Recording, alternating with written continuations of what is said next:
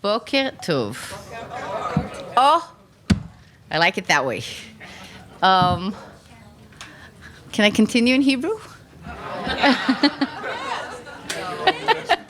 Can. So, welcome everybody.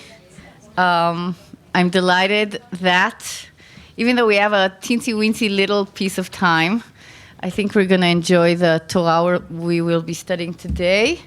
And for all the faces that I recognize and love, how wonderful to see you.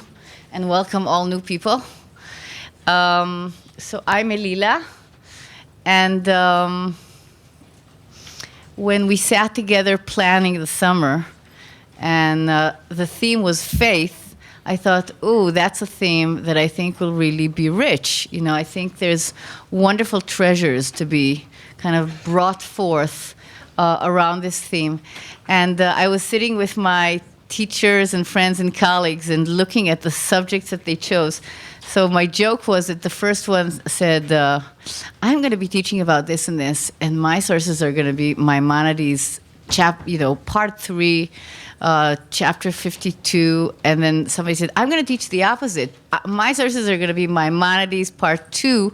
And, then and I said, oh, right, okay. So I think I'll do that if they're doing those amazing texts that really, really allow us a glimpse into the way kind of medieval, mostly Aristotelian Jewish philosophy looks at the question of faith, tries to define it and give it content and decide what's the right kind and what's the wrong kind and work into the details of kind of scholastic also definitions.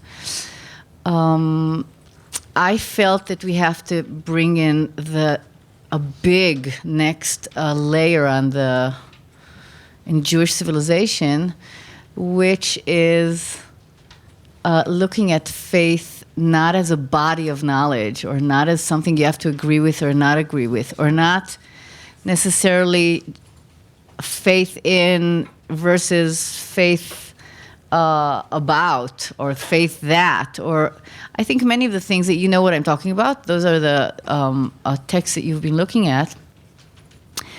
But I really feel that it's time to delve into looking at faith as practice, looking at faith as lived experience. And when I'm talking about lived experience, I'm not talking about sound and light show. I'm not talking about texts that are just about conversion of the heart, the big Hollywood bits, which are the immense, awesome, great, revelatory moments of faith. But I'm talking about the new sensibility that I would say came about through the Israel Baal Shem Tov, the Besht, the person who was the inspiration for the Hasidic movement, who, if he died in 1760, right, we're talking about the second half of the 18th century, I think brought about a new sensibility about the world of faith altogether. Okay? So faith isn't either yes or no, it isn't this or that, but rather faith becomes a dynamic dimension in our life. It has its ups and it has its downs and it has moments of total disappearance and that river totally dries up. It has times of quest and yearning and trying, and I would say this is the most interesting thing, trying to figure out practices that will allow people to either find their language of faith or find their experience of faith, enhance their experience of faith, make it more enduring, but bringing it into spiritual life as practice. And that's something that, those are when I was making up my brew what kind of cocktail of text do I want to do with you this year, I thought that I really want to go in that direction. So my great inspiration is, no question, the Baal Shem Tov. And I'm not sure I would have stayed Jewish if he wasn't around. So, but I'm saying Baal Shem Tov not because we're going to be studying his text, because there's very little of them, first of all, but everything we're going to be studying is actually inspired kind of by his light, okay?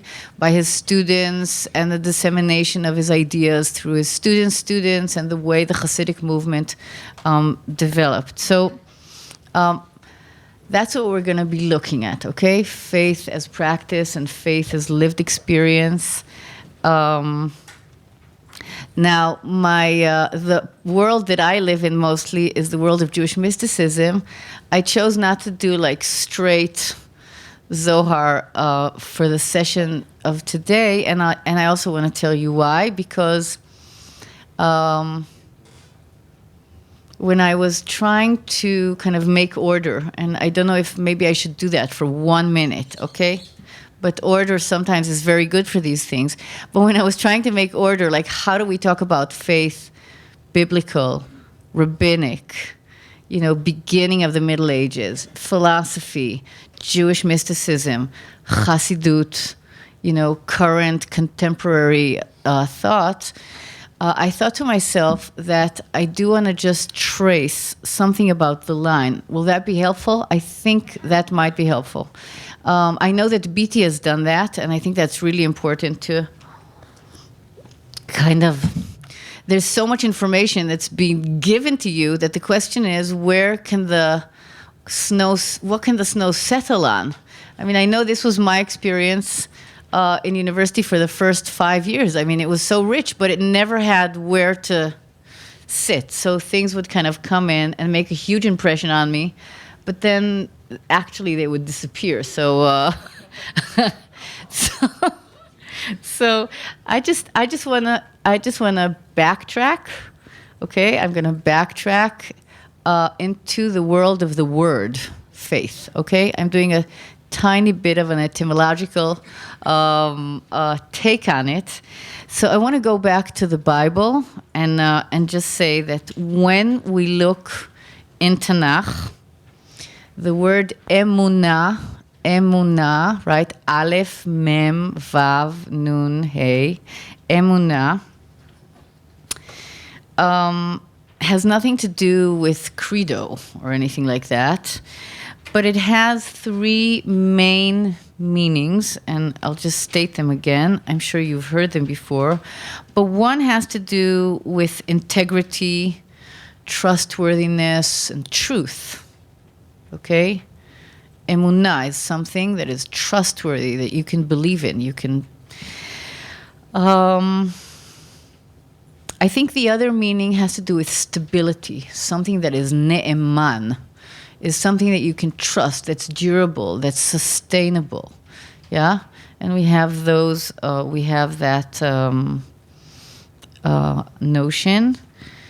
And also, it has to do with bitachon. Emunah has to do with faith from the point of view of, I have faith that it's going to work.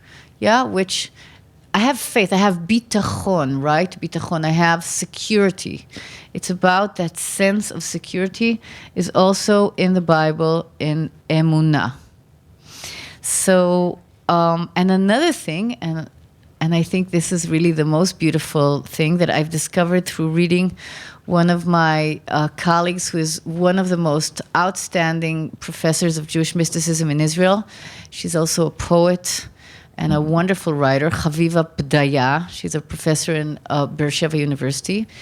And she wrote a chapter about faith looking at the word emunah as other words in Tanakh, as words that, I'll go a little psychoanalytic for a moment, but as words that in their primal state meant actually very physical things, okay? Like tahara, purity, meant to wash. Okay, kapara, which we think of as atonement, meant to cover. And she says, look at the word emunah, right? The word emunah actually means to carry, to hold. Yeah, it's a word that has to do with mothering. Okay, and it even has in it the word mother. Emunah has in it has ima, right? It has emunah.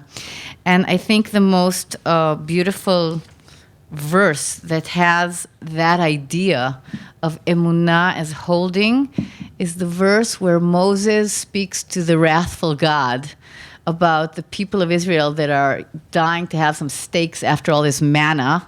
And God says, okay, and off with their heads, like enough with them. And then Moses says in Numbers 11:12, he says, "Did I conceive all these people?" It's like Jewish jokes. He says, "Did I conceive all these people? Did I give them birth? Why do you tell me to carry them in my arms as a nurse carries an infant?" Okay? Keneso ha'omen, that's emunah, same, omen et hayonek, to carry them as a nurse carries an infant. So I think the idea of emunah, of faith, as something that actually starts with something so physical, which is the way the mother or the caring parent or the nurse holds the baby after being born, right? He says, did I conceive? Did I give birth? Am I carrying them like a nurse? Yes. Emunah, faith, has to do with carrying something.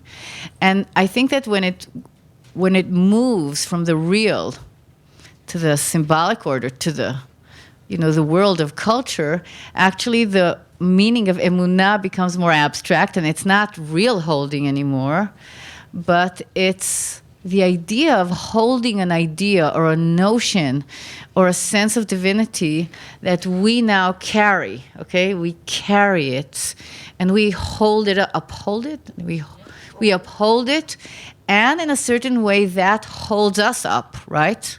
It holds us up and we trust it. And if her book ever gets translated, I think it's wonderfully inspiring. So her name is Chaviva, Haviva, Pedaya, Pedaya. So that's right. That's just a snippet into let's look into the word, emunah. And then in rabbinics, you have different developments of it. You'll have different people speaking about it, like what is emunah, what is faith, and how do we recognize faith? Where do we see it? How do we see it? I'm not going to be talking about rabbinics at the moment. And then, even though, by the way, rabbinics has very strongly the idea of security, of emunah as trusting in.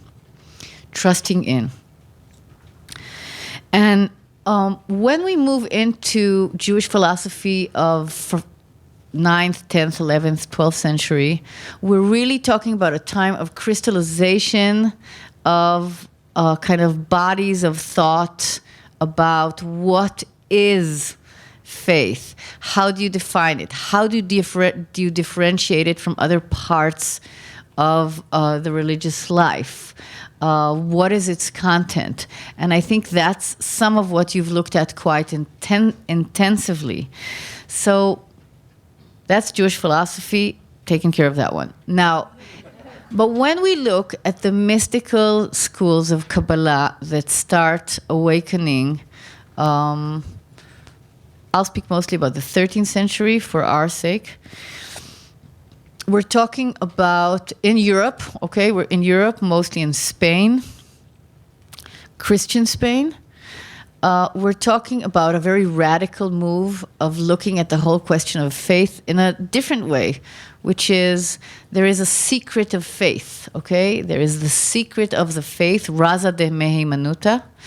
And that secret is something that the ones who desire it learn how to attune themselves to the presence of divinity throughout the cosmos, or throughout reality, throughout physical reality, personal reality. And it's amazing stuff. It's very dense. It's very difficult to read. It's wonderful. But I want to use that just as a jumping board to the next great movement, which is Chassidut, which starts, as I said, in the 18th century with Rabbi Israel Baal Shem Tov, and continues actually till today, right? The Hasidic movement.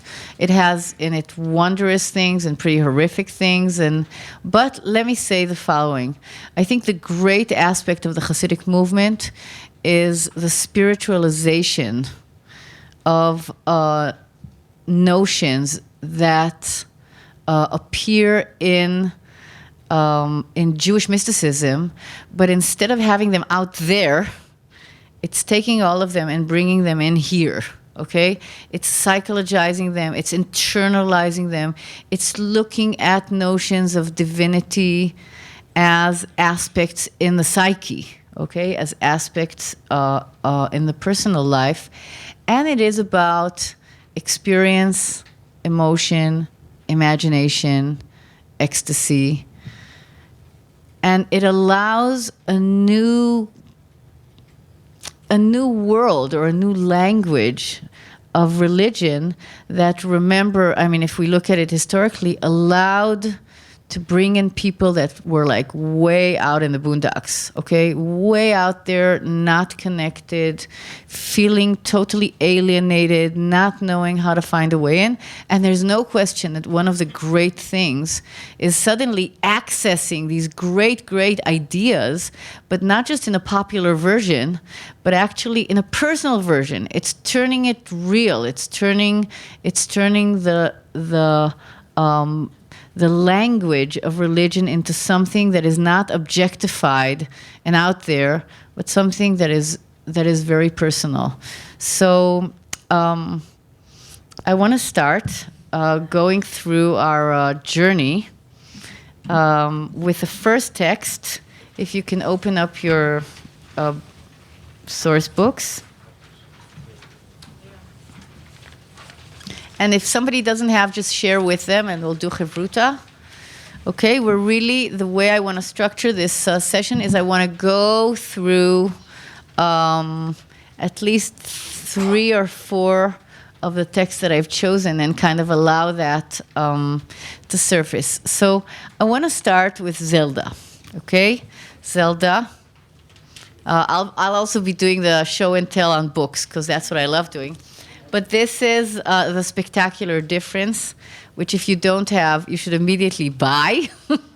And it's the bilingual edition of Zelda's poetry. Okay, and Zelda was one of the greatest women poets of the second half of the 20th century in Israel. Yeah. Repeat the title, please. Yeah, the title is The Spectacular Difference. And it's the translations of Zelda by Marcia Falk. Okay? Marcia Falk. The Spectacular Difference. Yeah, Shoni Hamarhiv. And what's beautiful is that it's Hebrew and English, okay? It's kind of a sacred book for me, and I think it's quite amazing. Anyway, she is one of the most outstanding mystical poets of the second half of the 20th century. She comes from straight from the Schneerson family of Chabad. She lived in the Haredi community, a totally free spirit. Yeah, amazing poet. We're going to have a chance of looking at her work. And I just chose this as a motto, I think. First of all, I wanted to bring some women in, because they're amazing. If you look at women poets of the 20th century, Israeli women poets, I think they're carrying these questions about faith in a way that they're actually continuing the Hasidic masters in many ways. So look at what she says. She says, there are those who think that if a person is religious, then their faith, as it were, sits in a box, right? It's like secure, it's there. They don't understand that every single day the believer must renew his or her faith. Okay? So she's my I'm going after her, okay? I want to carry her into this language that's more existential and more experiential. So, by the way, just in order to feel Zelda, I think it's a good idea that we do this. Okay, just for a moment, turn to page number 6.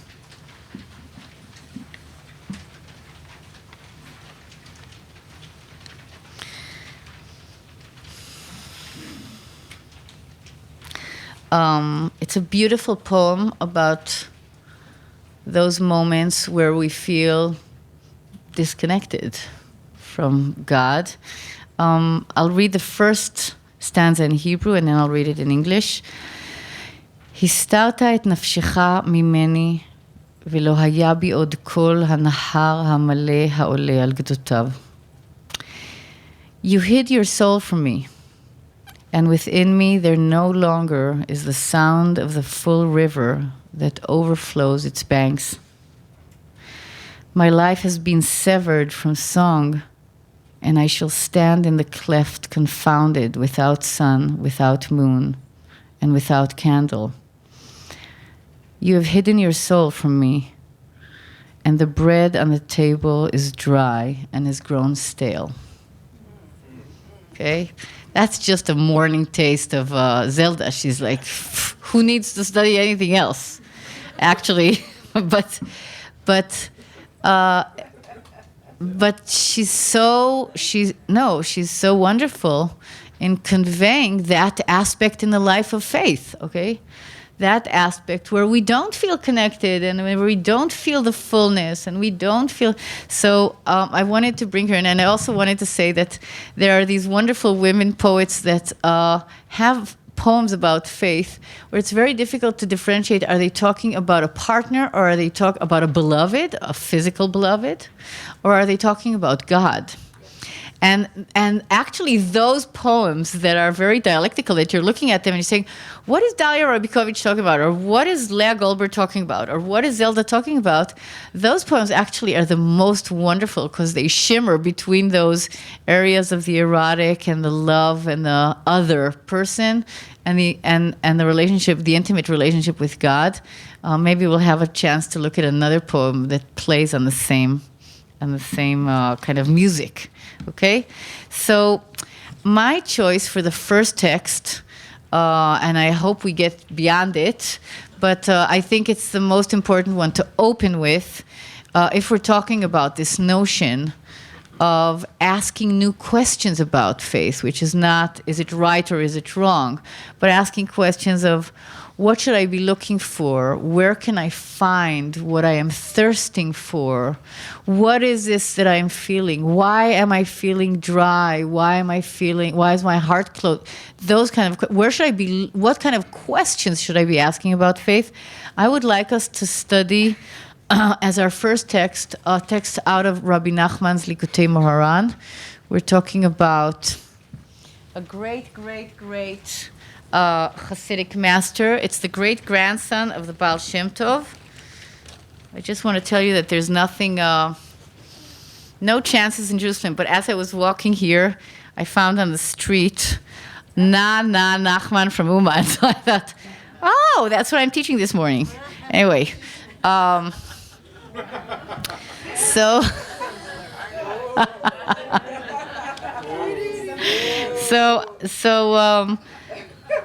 I want to teach a beautiful piece of Rabbi Nachman, who is, as I said, the great-grandson of the Baal Shem Tov, but different than the Baal Shem Tov, who has this big, rounded, full personality, like overflowing with love. Rabbi Nachman from Braslav, who died in 1810 at the age of 38 from consumption, who was very, very manic depressive, very genius, very artistic. I mean, one of the greatest religious artists we ever had. What's very interesting about him is that in his life of total, of so much suffering, and if you want to read more about him, you have Art Green's wonderful book, which is Master Tormented Master, which is a spiritual kind of biography, an intellectual biography of Rabbi Nachman from Breslov.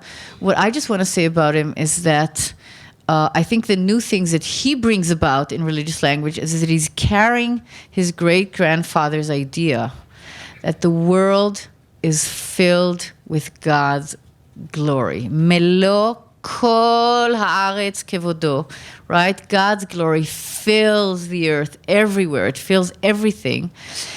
But he has this wonderful way of kind of bringing doubt into the world of faith and dealing with questions of doubt in a new way and dealing with question marks and not with this exclamation marks in the language of religion. And I think that's why in our generation, we find him so inspiring, okay? Because he's not talking this big ex cathedra talk. You know, this is the way you should believe. No, he's working through a way of understanding it, and I don't think it needs more words. Let's just read through it. So the people remained at a distance while Moses approached the thick cloud where God was. If one spends one's entire life in materiality and later gets enthusiastic and wants to follow God's path, then the quality of judgment argues against that person and does not allow him to follow God's ways and creates a hindrance for him. But God desires kindness and leniency and hides God's self, as it were, in that hindrance. And one who is aware looks at the hindrance and finds there the Creator. As it says in the Jerusalem Talmud, if someone says to you, "Where is your God?" you shall say to that person, "In a great city in Aram." As it says, God calls to me from Seir. Aram and Seir are places of idolatry, have nothing to do with where you would think you would find God, right? It's like totally in the other side. Let me just continue and then we'll talk about it. And one who is not aware, I think he's talking about us, basically, or what happens to us many times. One who is not aware, when one sees the hindrance, immediately moves away from it. The hindrance is like a thick cloud. For a thick cloud is dark, and a hindrance is dark. Okay? This is a play on words in Hebrew, and I'm jumping after that, as it is written. Okay, I'm jumping after the word your son. This is the meaning of the verse. So the people remained at a distance. The people, that's us, standing at the foot of Mount Sinai. There's the big fire, smoke, God's revelation. And what do the people do? They back off and they say, actually, we can't handle this. We're going to die. If this goes on, we're going to die. So we're backing off. Moses, you go do your thing with God, okay? We can't do it. So it says here, this is the meaning of the verse. So the people remained at a distance. When they see a thick cloud, namely the hindrance, they remain at a distance. But Moses, who represents the quality of awareness of all of Israel, approached the thick cloud, where God is. Ken? Umoshe nigash el ha'arafel, the fog, the thick cloud, asher sham ha'elohim. That's where God is. Namely, he approached the hindrance, where the blessed God is actually hidden. We heard more of this teaching directly from the holy Rabbi Nachman, that God actually hides God's self in the hindrance. Scripture says God loves justice and God loves Israel, but the love which God loves Israel is greater than the love with which God loves justice. Thus, when the quality of judgment argues against one who is not really worthy of coming close to God, because God loves justice, God is compelled, as it were, to agree to the rising of hindrances on the path. These hindrances are indeed the result of the person's evil deeds. It's karma. It's like, this is what we do, then we have hindrances. After all, God cannot ignore just consequences, since God loves justice. Because God loves Israel even more than God loves justice, what does God do? God is forced to agree to the hindrances for the sake of justice. However, despite this, the truest truth, very Hasidic, the truest truth is that God wants that person to be able to draw close to God. So God gives permission to place the hindrances in the way, but God hides God's self in the hindrances. One who is aware, more mindful, can find God in the midst of the hindrances themselves. And now this is he's kind of going mystical for a moment. There really are no hindrances in the world at all. That's very Rabbi Nachman. Because in the hindrances themselves is found the Holy One. Through the hindrances themselves, in fact, one might draw closer to God, because that is where God is hidden. And this is the meaning of the verse, and Moshe approached the thick cloud. That is the hindrance, for that is where God was. Okay? I think we could spend a semester also on this one, which is, and I think this was translated by my great friends and teachers, Jonathan Slater and Sheila Weinberg, translated this piece. You can hear their translation in a certain way. And I want to say something about it, and I also want to see if people want to react to it. But what I want to kind of place as I think the innovation that the Rabbi Nachman has here is that in our culture, where there's the pleasure principle, if we come against the hindrance, we think as the hindrance is something that's blocking our way from getting to that place where we will have faith, where we will find God, where we will find more meaning in our spiritual life. So our way of thinking about hindrances, right, the normative way, is how can we create a bypass? How can we jump over it? How can we blow it up and go through it? Right? Those are actually our immediate our immediate ideas about it. Okay, that's what we're going to do. I think that the idea of Rabbi Nachman of taking that state, which is a totally human state that we all have in, we might spend years in therapy trying to figure out how do we get over those hindrances. I think the psychological insight here, which is so insightful, is saying, Chevre, you're getting it all wrong. Look at the hindrance, right? In the hindrances on your path, they themselves are imbued with divinity. You have to find God that is in that thickness of that cloud, because that's where God is. So it isn't God resides in the synagogue, in the pristine purity of, the top of the Machu Picchu. No. Go and look for God, or be present to find divinity in the hindrance itself. And by the way, the choice of the pasuk, I want to say, you could say this as a, self-help book. Maybe we would say, oh, of course, this is like 101 psychology. But actually it isn't. And it's very Hasidic and it's very Jewish, first of all, because it's really playing on those verses of the moment that we're all standing at Sinai, okay? According to Jewish tradition, we were all there. All our souls were there. But our immediate choice was to say, this is too much. And we can't deal with this hindrance, and therefore we're backing off, okay? This is not the life for us.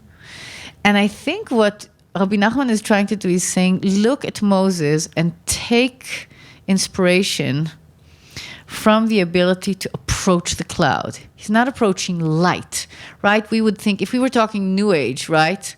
We would say, oh, there is the great light beckoning Moses.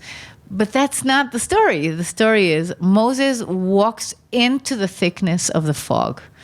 And I think that that's a great, great new way of looking at where do I go in my faith quest. Okay? That's one thing. By the way, does anybody want to say something about it? Does it? Yes. Just speak aloud. I'm sorry? Just speak up. I'm happy to hear this because I have a word change that I find so comfortable as far as the work that I do. And so challenges are no longer challenges, they're opportunities.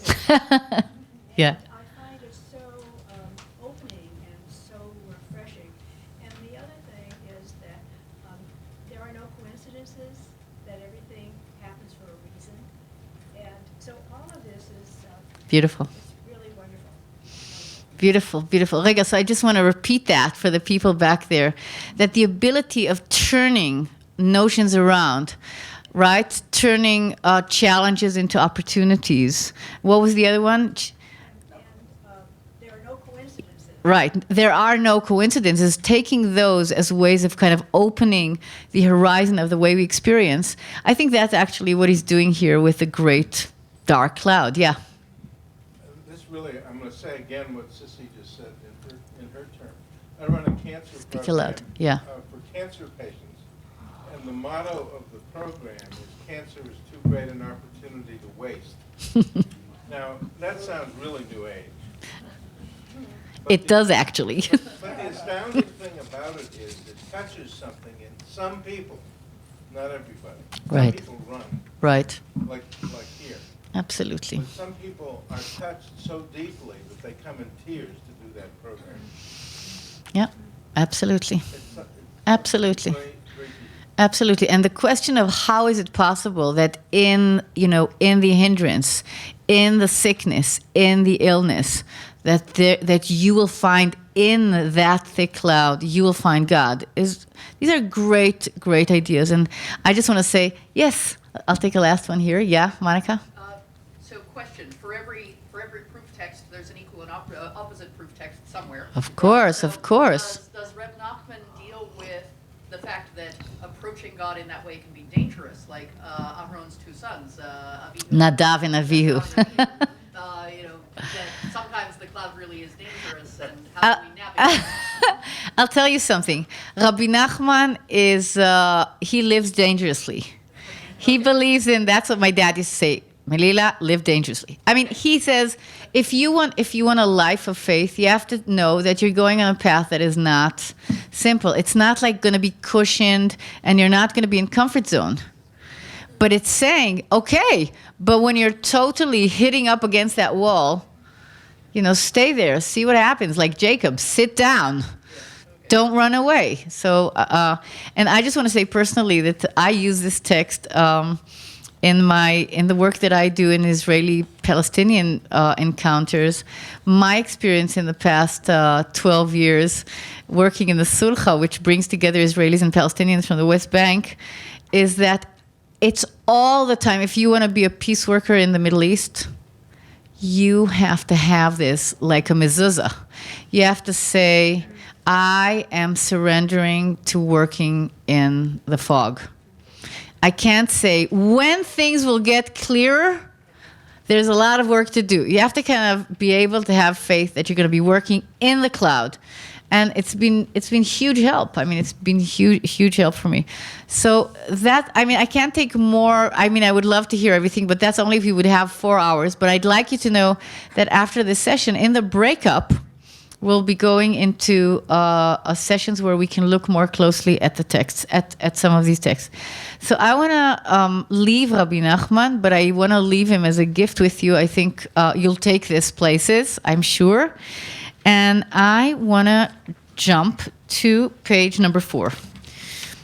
Okay, this is going to be the centerpiece of our text.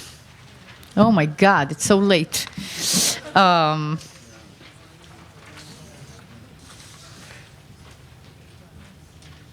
Okay. I want to introduce to you one of my great, great inspiring teachers, and mamash, one of my favorite guys. This is Hillel Zeitlin. And that's Hillel Zeitlin. You can come and look at him later. But he's been my great inspiration in my teaching, because I teach Zohar. And he was one of the greatest Zohar lovers of the first half of the 20th century. And he started the translation of the Zohar into Hebrew. And I'll talk about him for a minute, and then we're going to read what he wrote. Hillel Zeitlin, says here he was born in 1871 in Warsaw, okay? I mean, most of his life he's in Warsaw. He's a great journalist, poet, mystic, writer, entrepreneur of educational ideas, very, very colorful, intense guy, okay? He comes from a very Hasidic background, and therefore everything we're going to read now will find that. He comes from a very Hasidic background, and in his short biography he speaks about being in a kind of swooning in a life of ecstasy as a young child of 8 and 9. And in his adolescence, he's totally lit, right? He's turned on by Schopenhauer and Nietzsche and Hartman, not our Hartman, the other Hartman. And he's like, and Shestov, and he's totally like, what am I doing this Jewish stuff for? You know, the great heretics, the great philosophers, they have what to give me. And he actually leaves the fold. I mean, not the Judaism, but he stops being Orthodox.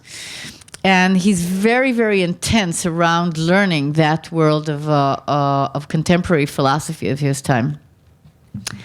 And then during the first years of the First World War, by the way, no, even before that, we're going to be reading something from 1910. But as he, you know, in his 20s, 30s, he starts being a very intense God seeker. He's looking for God in new language. He can't take conformist language. He finds it actually ridiculous. But what's very, very interesting is that he starts writing a very spiritual diary, starts writing his ideas about the Shekhinah, about God. He starts writing about Rabbi Nachman, by the way. He wrote, I think, the first most beautiful essay about Rabbi Nachman is Zeitlin. And, very important. I swore I will not forget this. In September, Art Green's book, which is the translation of Hillel Zeitlin's, it's the first translations into English, is going to be coming out in Paulist Press, I think in September, this September. And I even took the name for all of you, because I think that's going to be kind of a must. It's going to be called Hasidic Spirituality for a New Era, The Religious Writings of Hillel Zeitlin. And I'm so delighted that he's bringing these treasures to the English-speaking population. Anyway, Zeitlin, in those years, this is the way we have from people that were around him in Warsaw. They say you could come to him one Shabbat, and he would be dressed in a full kittel and doing the whole Hasidic dress and everything. And you could come to him on another Shabbat, and he would open the door with a cigar. And, you know, he was a wild guy in many ways, but he went through that kind of authenticity of this is what I'm going through now. So anyway, he, later on in his life, he worked a lot on his experience after the First World War of the world going into the thick darkness of the world devoid of God, and what that would mean. And he has like total premonitions of the Holocaust, total. And in the beginning of the Second World War, he's like all the Jews of Warsaw, he's in Warsaw Ghetto. He continues teaching and he continues working in. We have letters from him in Warsaw Ghetto. And he was sent away to be burnt in 1942. Yeah, and he came out in the Umschlagplatz. They say that he came out. He was already a very old man. He went to the train with a Zohar in his hand and tefillin on his head. But this guy is like, off the charts. But very, very amazing, very, very amazing thinker. And I want to bring his notion about seeking God, which I think is going to feed us, or his thirst is going to feed or quench our thirst in many ways. He's writing this in this thing that we're going to be reading now. We'll be stopping in certain places, and we're reading a piece that he calls Thirst. And that was published in 1910 and has to do with this experience, which is like a play on the verse, my heart, like a deer panting for water on in the river, in the riverbed, so my soul thirsts for you, O God. That's one name of this thing that we're going to read. And the other name that it has is called a meditation of the heart, or vision of the heart. Okay? So he's going into the tradition that is prophetic, visionary, imaginative. And he's taking all these questions that many of you might have dealt with on your path about faith. He's turning them into a story. He's turning them into the confessional and the personal. And that's why I loved it, and I think you're going to love it. And my friend Shraga Bar-On, who I think is going to teach you, Shraga Bar-On wrote a beautiful, beautiful article on this, on thirst. And it's going to be coming out in the book that Hartman is going to be publishing, the Hartman Institute on Faith. It hasn't come out yet, but I've seen already the proofs in English, so I know that it's going to be in English. So let's go through this. I lost my way. Okay, that reminds you immediately of Virgil, right, or of Dante. In the middle of my life, right? I lost my way. I sought my God. I asked those passing by, "Have you seen my God? My God, where is he?" He lies in honor amongst the deceased gods in the place of Baal, Jupiter, Brahma, great and small gods. Your God is also there. Your God fought with the Olympians, with all the gods, but the end of all God came over him as well. So answered the first, a black-eyed youth with golden curls, and around him bright flowers and fair maidens. Ta-da! You have to go Art Nouveau. This is fin de siècle and turn of the century kind of language, and it's very romantic. But when you think of it, like, who is he meeting, right? He's meeting this kind of new notion of a world after the death of the gods. Okay? It's a very Dionysian, beautiful, curly-haired youth. And he's like, cool it, mate. He's dead, right? He's dead. He was great. He belongs to that great pantheon of the gods. But we're done with that, right? It's very romantic. It's very, I think it might be also pretty hedonist if we're thinking of the beginning of the 20th century. And you can see these Art Nouveau beautiful maidens dancing around, right? You can imagine them dancing around in this. But you've known that, right? People have said this. Okay, God, very interesting idea, but it's obsolete. It has nothing to do with our life anymore. And then, there among the trees at the foot of the mountain is the grave of your God. It is a new grave. He died under the scientist's scalpel. The philosophers buried him. The poets eulogized him. Go forth to the right and turn onto a narrow path, and you shall see the graves upon graves, the grave of alchemy and the grave of astrology, the grave of the angels, the grave of the angels, the grave of the demon, the grave of the spirits, and further on you shall walk. Sounds like Dr. Seuss, actually. And further on you shall walk, and you will see a new row of graves.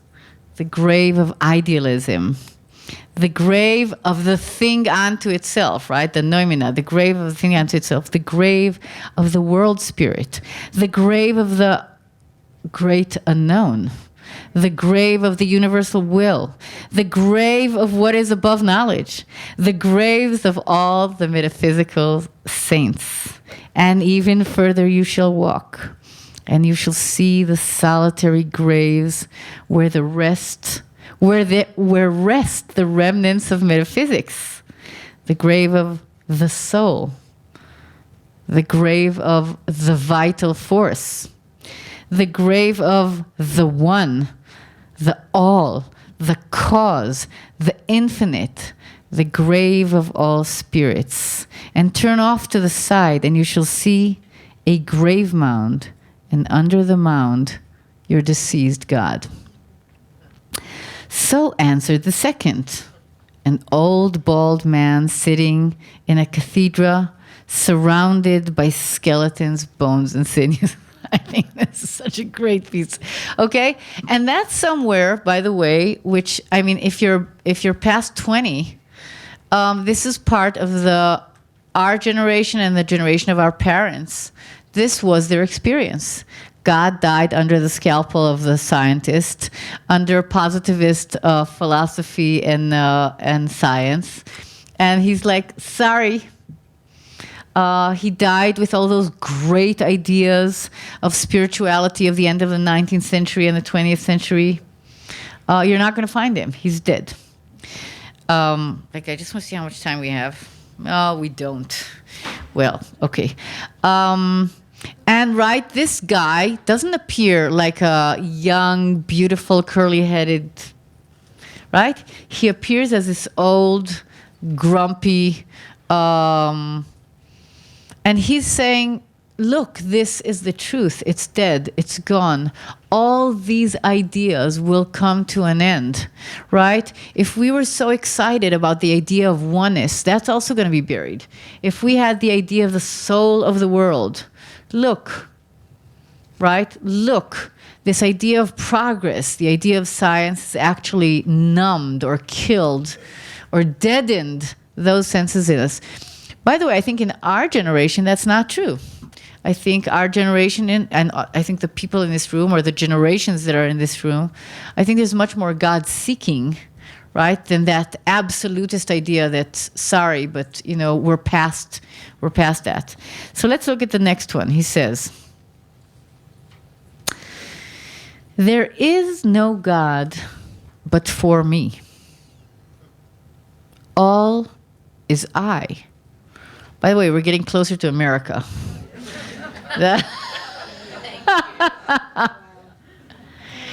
All is in me. I am the creator. No, this is a beautiful piece, but listen to this. I am the creator of gods and their destroyer. From my spirit, I create them, and the spirit can go over them, and they will be as naught. Why tire? Search alone amongst the graves. Hew for yourself a god of your spirit. And if it shall come to pass that you shall rage at him, you may shatter him. And if you're troubled or bitter, you may hew of your spirit another god, sevenfold more beautiful than the first. So answered the third, a poet. Okay? So, I mean, I'm not sure that it would have to necessarily just be the poet, right? But, like, what would we call this notion? It's the person saying, you know, God is a projection of human spirit's genius, And since it is that projection, it is something that we make up, then why are you going looking for your God? Just make a God, right? Create a God. Find something that it's like find something that works for you. And if it doesn't work for you, trash it. And what? Get something else, right? I think this notion is alive in a lot of places in our world. Absolutely. I think it's actually marketed also. It's marketed under different names. I wonder what they are. I don't know enough about, like, in American lingo, like, what would we call this kind of notion? But it's saying, it's like, do your thing. It's human anyway. It has nothing to do with anything that's really out there. So figure it out. And it really is about human spirit. It's not about a relationship that's a subject and subject relationship. It's not about intimacy. It's actually about our idols. By the way, we create, hew for yourself. All right? Make your own God. So I think that's also somewhere in our, and then listen to this. Why seek God outside of yourself? For God is within you, in the rush of your blood, in the beating of your heart, in every movement, in every slight emotion, every quake, in every thought, great or slight, in every imagination and vision, everywhere you turn, in all that you shall see, hear, utter, in every star, every flower, every storm, every rest, every sound, and every silence, in the eternal mountains, and grain of sand, in the most physical of realities and in the most subtle of spirits, in all you shall see your God, for he is all. Okay? I am sure that many in this room, if there's a quest, I think they would identify and say, if I'm looking for a life of faith, I'm looking for a life of faith where I can see God, in a grain of sand and heaven in a wildflower. Blake did it. I also want it, right? This is the great pantheistic kind of mystical quest to see God in everything, to see God in every aspect with this notion that it's all in us and that everything is God. What would be interesting is to try and figure out why this is not enough for Zeitlin, okay? To say, no, it's just it. Right? I think people that have gone through inspirations of Eastern religions also find this to be something very attractive, right? It's a very attractive notion. They would even take this out and put it up there as a reminder. Yes, you wanted to ask something. All of the other descriptions, yeah. The speaker is identified as an old man or right. Young youth. There's no identification for this speaker. Right. So who is it? Well, it's the kind of metaphysical, pantheistic kind of notion of a person in the beginning of the 20th century. I think, I don't know why he didn't choose to identify him, but it's something that we identify with a lot. I mean, if you think of what does this sound like to a person reading this in Warsaw, say in 1910, this idea, which is very Hasidic, God is in everything.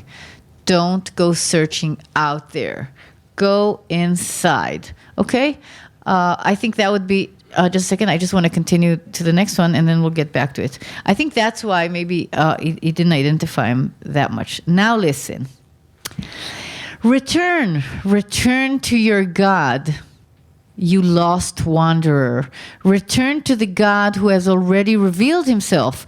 Why search for what is already here? Go back. Return to the God of your father, the God revealed at Sinai. So answered the fifth, an old man wrapped in his talit and crowned with his tefillin, surrounded by endless books. Okay? That's like our fantasy of our Zaydis or our forefathers, right? This is the traditional Jewish answer. Why are you perplexed? Just Just connect to the God of tradition. Connect to the God of tradition, the God of Sinai. I have great pity for you, O wretched one. You seek the Father of the world, and you do not know that the Father has sent his Son down to earth to redeem those lost and bring salvation to sufferers such as yourselves. Believe in the Son, and you shall be redeemed. Right? This is a Christian answer. So answered the sixth, and he is a monk clothed in black, innocent as a dove from the outside and cunning as a snake from the inside. Okay, that's his take on it. God is in the nearby Beit Midrash, in the nearby synagogue, at the home of the rabbi, in the house of the Chassid so-and-so. So answered the masses. Do you see that house of prayer? Do you hear that bell ringing? That is where God is. Go to the priest, and he will tell you. In his house, God resides. Which, by the way, is something that I think when we're very infantilized about our spiritual life, we think that it lives in the synagogue. You know, somebody else has it. We have to go to that place, and that's how we're gonna find it. So answered another great mass of people. God is in the nearby mosque, in the dwelling of the dervish, in the creases of his prayer shawl. So answered the third very great mass multitude in our world today, right? That's the Muslim answer. And now I want to stop with this amazing thing that he says. And I saw all these passing by, telling me all these things. And lo, they have not yet been shattered by the great crisis. They have not yet known, I think, the great melancholy. They have not yet known the abyss, nor have they beheld the netherworld. They have not known Satan, nor have they known God. They know a God of methods and religion and things, but they know not a God to whom one cries out when all has been lost. And I had lost all. And I heard a voice calling me from the depths of eternity. Seek me, please. Okay? Those people say God exists, God doesn't exist, right? I mean, all the texts that we'll be looking through in this session, he says, God exists, God doesn't exist, God is alive, God is dead. Do they know what they're talking about? Lo, my soul thirsts for God. I am going to seek him. But even before I find him, I know him. I know what I lack. I know that for which my soul yearns. Even before I taste the waters before me, even before I know its nature, I will know that I am thirsty for them. And even if the creek dries out, and even if all springs and there's a typo here, dry out, my thirst will not be quenched. And even if I imagine to myself that water is but an empty utterance, that the vision of the water is a mere mirage, even then my soul will not be quenched.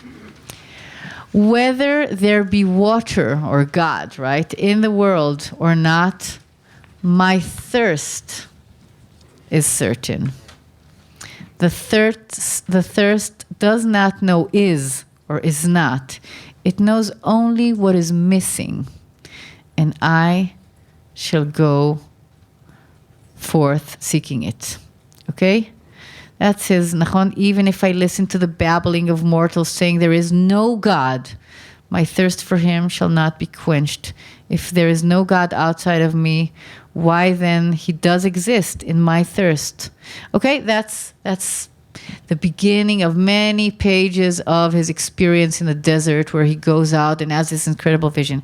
But what I want to say is that what I find inspiring is that Zeitlin manages to bring us face to face with all, parading in front of us are all the characters, philosophies, notions, people, heroes that said, this is God. No, that's not God. No, this is, right?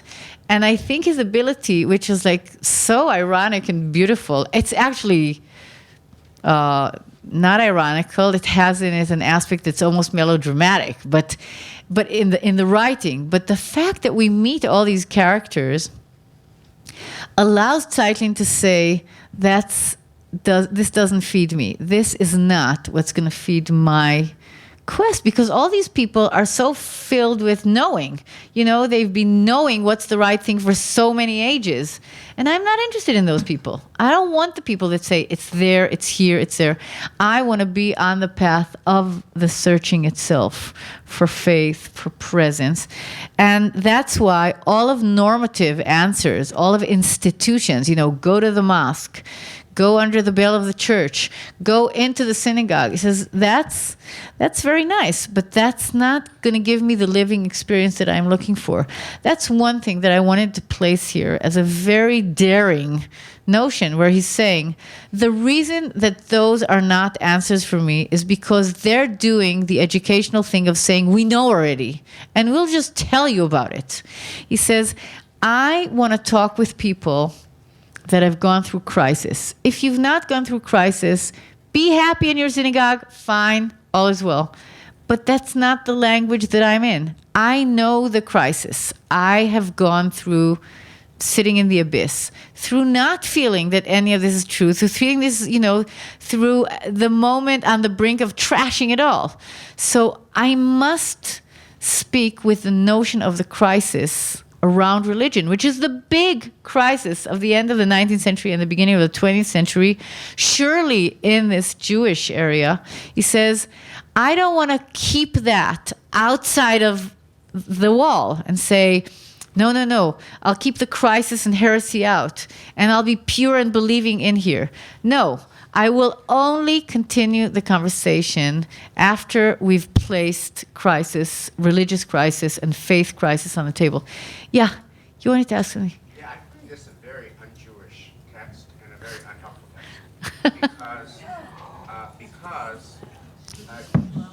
I find this a very un-Jewish text and a very unhelpful text, and in a way a kind of an arrogant text, because God is found in community. And what kind of a community is this speaker going to create? And in fact, if you actually went into a shul, you find real people who have real crises. You go to Daily Minyan, you find real people who lost their mother, they lost their father, they lost their brother, they lost their child.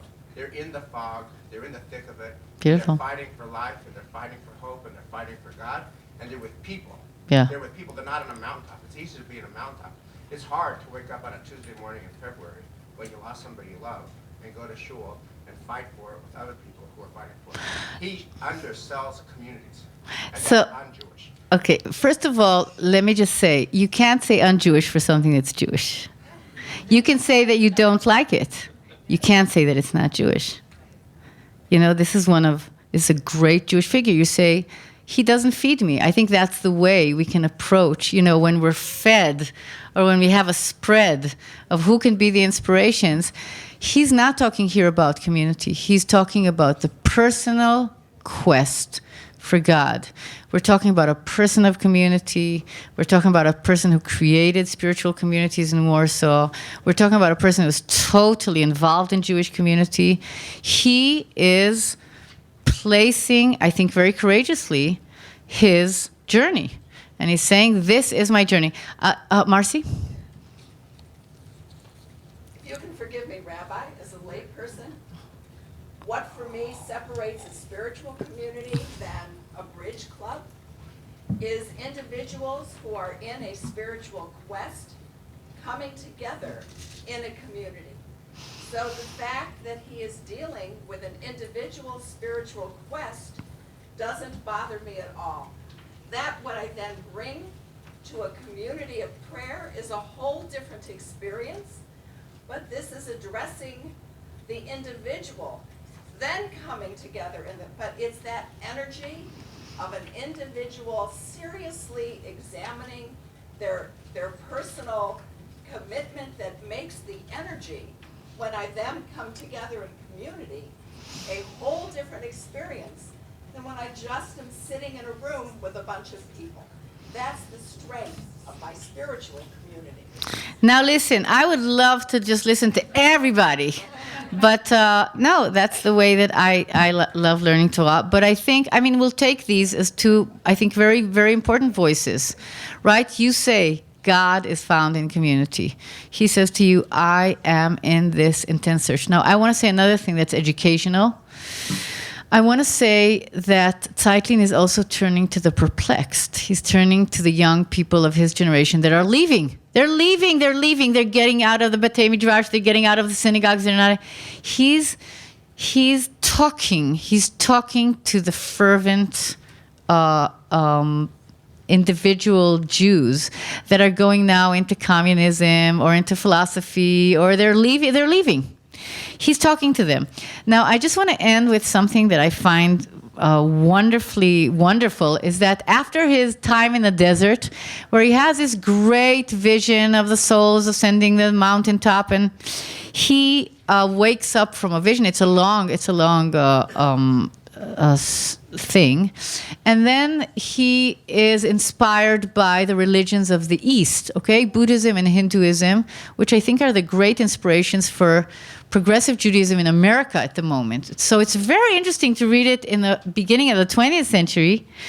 And he is led up the mountain to understand something about nirvana. This is all Eastern religions brought about through Schopenhauer, mostly. And he can't find it there.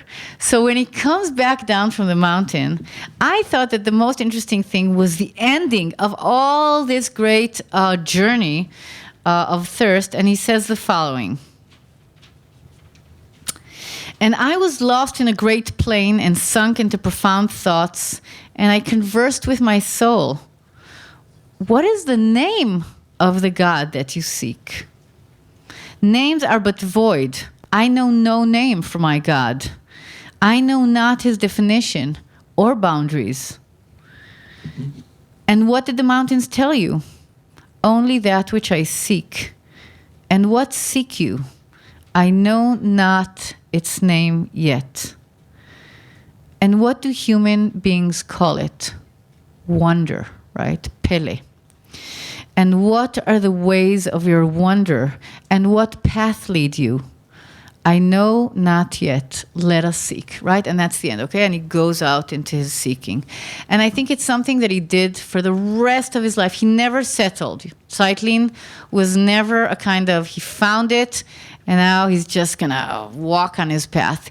He's all the time in his great search. And I think he actually manages to say something that is very profound for us in the 21st century, which is, first of all, stay open to the not knowing. If you are on the quest, he does something which is very important. He uses the thirst as the religious experience. It's not the fulfillment. It's not feeling filled or blissed out. No, the thirst itself, our yearning for God, is one of the most important places for Zeitlin of where we encounter God in our world. It is in that longing of the finite humans that we are to the infinite, where there is so much presence. Another thing which I find very wondrous is this idea of saying, don't close the definitions, don't shut everything into the boxes, leave wonder open, right? That was Heschel, right? That's radical wonder, Pele, the aspect of wonder, right? That it's not that God works for me, that I've defined him and now he's my, right, ally in this. No, it's not the God that makes me thin or that will make me rich. It's very powerful to say, I am leaving open the category of wonder because that's where I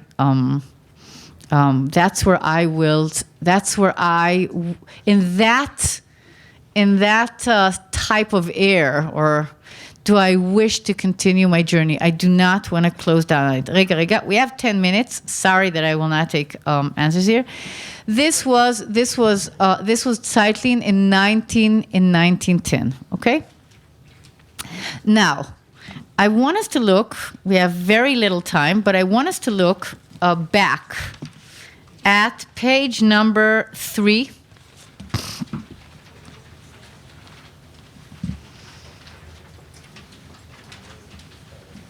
And I actually unbelievably think we're going to be able to do some of it. And I'm talking about another Warsaw great teacher and also a great inspiration in my life. And I'm talking about Kalman Klanimis Shapira of Piaseczna, who was the Rabbinic, the Hasidic Rebbe of Piaseczna, which is outside of Warsaw. He was a great Hasidic educator,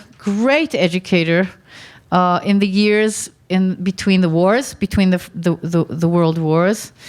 And the reason that he's very famous is not because of his educational writings, because they were already known before the war, but because of the fact that in Warsaw Ghetto, where he found himself, he wrote an incredible collection of Divrei Torah and sermons and lessons that he gave in the Warsaw Ghetto that are compiled under the name Sacred Fire, right? Esh Kodesh. And he wrote his Torot in the greatest of all darknesses. And he was also murdered in Trevniki in 1943. And I really find I want to bring both Zeitlin and Piaseczna Rebbe, because I think they still resonate. They still resonate in the kinds of questions we ask around questions of faith. He wrote a book which is extant in beautiful English, called Conscious Community, translated by Andrea Cohen Keener. And it is a book of how to create a spiritual community. Okay? If you're saying that that's where God is found, well, that was one of his great ideas, that he found it difficult to find rigorous kind of spiritual life in the regular congregation. So he had this great idea that you have to create chavurot. You have to create in your communities and in your congregations, you can create groups of people that are more intense or that desire that moreness, that intensified sense, and how to do it. So I want to bring from his, and Zeitlin loved Piaseczna, he loved Kalman Klanimis, and he wrote graving, he was a journalist, Zeitlin, and he wrote a beautiful, review, of a glowing review of the Piasetznas, who was much younger than he was, work in this time. But I want to read to you a bit out of page number 3. Okay, he's talking about the regula, right? The regula of creating this community. He says, we have formed this community in order to transform each of our members into a person of spirit and mindfulness. Okay, so he's looking at what I'm trying to bring here, of saying, can we look at faith as something that we create, that we nurture, that we have to figure out what kind of water and light do we have to give this aspect in our life? So he says, into a person of spirit and mindfulness to convey a new way of thinking and perceiving. Your mind will observe with new depth and clarity. As you resist the distractions of your physical surrounding, a sense of focused spirituality, spiritual concentration will unfold with you. And when you recite, "Blessed are you, Holy One, Master of all creation. Baruch atah Adonai, Eloheinu, Melech haolam," you visualize the you, atah, and the Master of all creation, Melech haolam. Your eyes observe the presence of God, now listen, this is totally Hasidic, of course, that's why I'm bringing it, which animates and surrounds everything, including yourself. As you look around at all the physical world, what you see is the holy presence of God, pulsating and shimmering in everything. Yeah, God, you are the master of all creation. You are swept up in the pleasure of this understanding. Okay, now jump to 14. He says, before the ability to see the world as souls and essences and consciousness, which is the words of the Baal Shem Tov, fully emerges in you, you can still impress upon your rational mind the following thought. And I brought this because I thought, this is interesting. He's really creating a practice. He's saying, if you want to practice that enhances your sense of the presence of divinity, I have one for you. The whole world and everything in it is divine. He says, right, go into this following thought. In origin and substance, it is not visible to my eyes, but God is the source of all reality. Even I am full of God. The sand under my feet is an articulation of God. The whole world is utterly comprised of and dependent on God.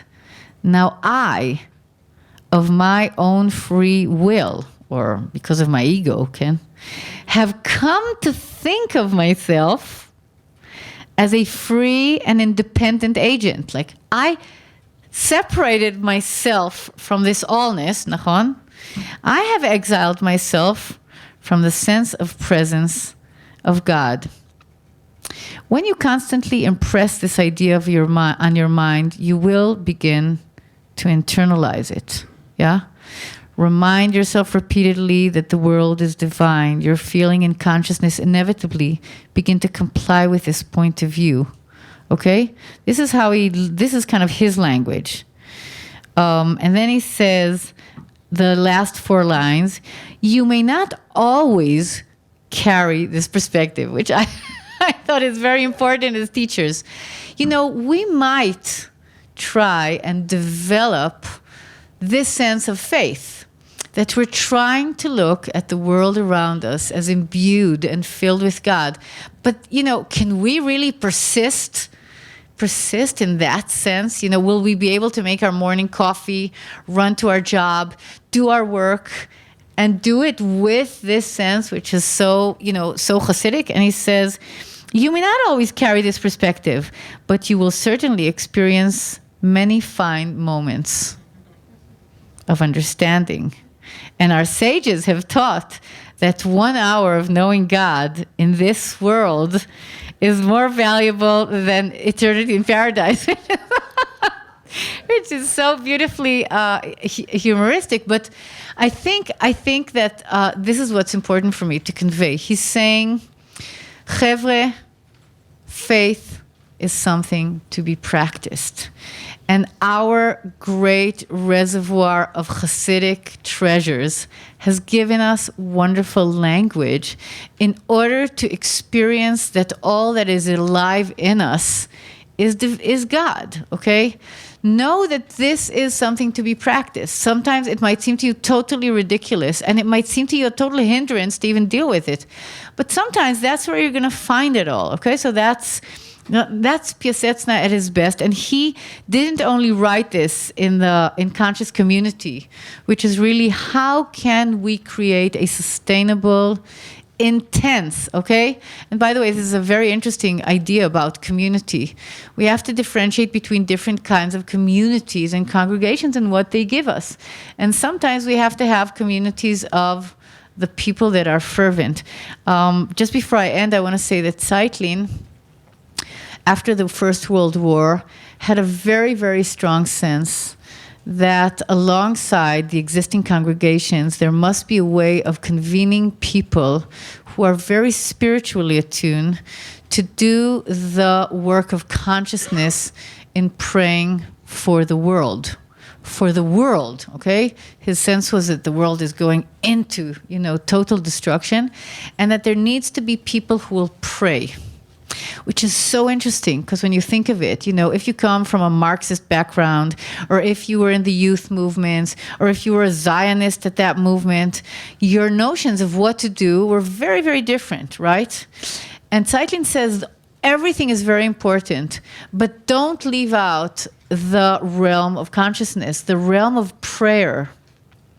The subtle realm of prayer also needs people who are totally intense, who will get together and stay and stay on that level. So we have to end in a few minutes, but I have to do a poem with you. It's interesting that the translator uses her. Soul. Because soul in Hebrew, neshama. I mean, Andrea, by the way, she did an incredible translation, which is a bit like Danny Matthews here, who's translating the Zohar, which is really trying to listen to the sound of the Hebrew. And since Hebrew is gender polarized, and neshama is the feminine, and she is a feminine persona, he says, look at her, look at what she's saying. But it's beautiful in English, right? Because in English it would be an it. Okay. Who was the author of Conscious Community? The translator? The translator is Andrea Cohen-Keener, yeah. I mean, the author is Kalman Kalanimus Shapira of Pisetsna. I want to read two poems, and I want to give them as my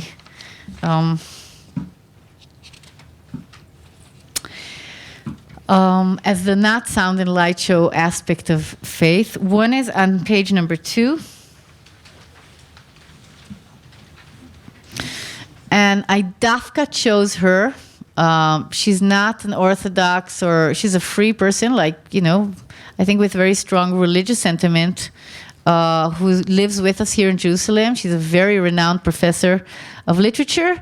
And she was working with us in the Machon for quite a few years. And Hamutal Bar Yosef writes this very beautiful minor key, small poem about faith, not as existence, but as moments. Okay, she says, in those moments when I believe in God,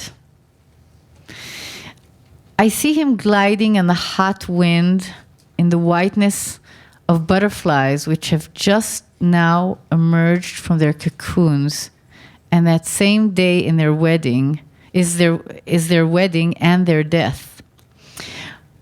Or I see him in a dandelion puff while I sit on the warm steps, and a wind suddenly disperses its seed like soft snow, and one seed floats into my lap, and there it rests.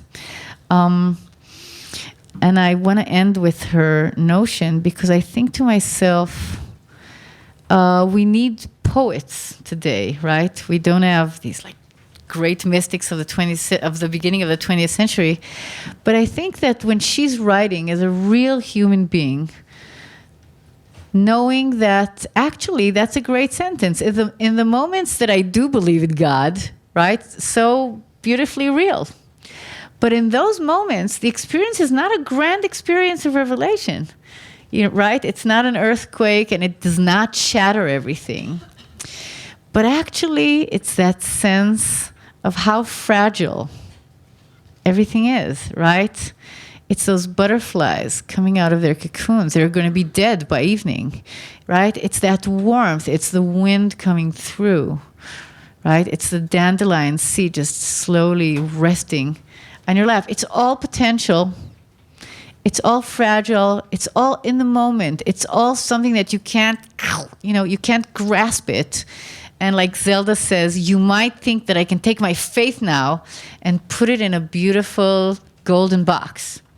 No, it's the ability to kind of open our, the ears of our ears and the heart of our heart and the eyes of our eyes to kind of catch those moments and not let them totally disappear unnoticed. So it was a pleasure and an honor to bring you these wonderful texts.